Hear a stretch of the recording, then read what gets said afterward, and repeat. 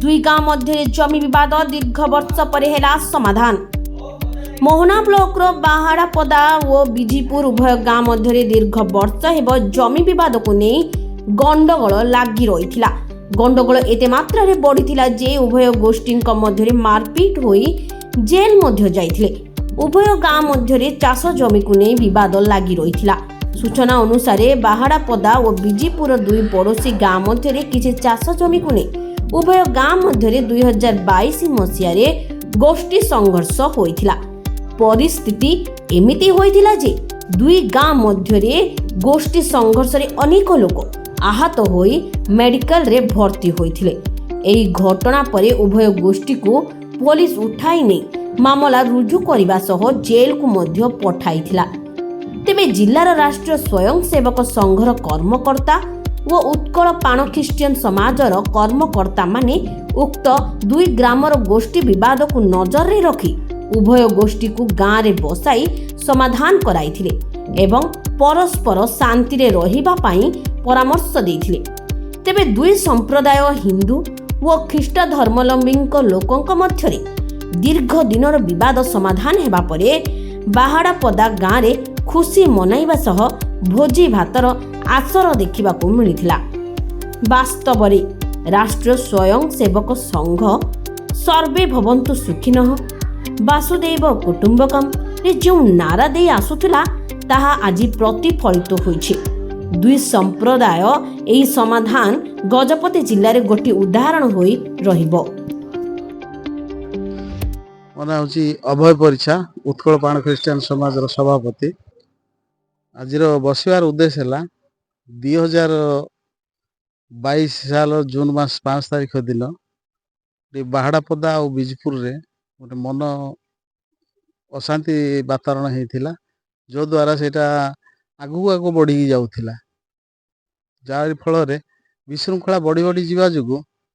मु पाण समाज तरफ आरएसएस रो मुख्य जी कि अशोक रंजित से भाई को मु प्रस्तावटा देइथिली। आम किंती उभय संगठन लोक मिसिकी आउ समाधान करवा से बोलिक आम बसलु। बहुत खुशी मो जीवन रे मु भाभी नथिली जे आरएसएस को सहित ए प्रकार मिलन हम आ प्रकार गोटे मीटिंग टी हम बोलिक मो जीवन रे मु केबे भाभी नथिली कि चिंता भी करि नथिली जे जीवन रे गोटे आउ एटा गजपति रे गोटे भल मेसेज टी देला जे आरएसएस आउ पाण ख्रिस्टियन लोक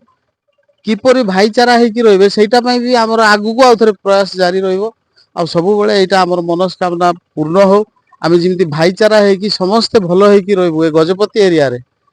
समस्त को देखेइबो जे एठी भाईचारा कोन बोली। नरसिंह पाइक बाहाड़ापदा देखंतु हमर जो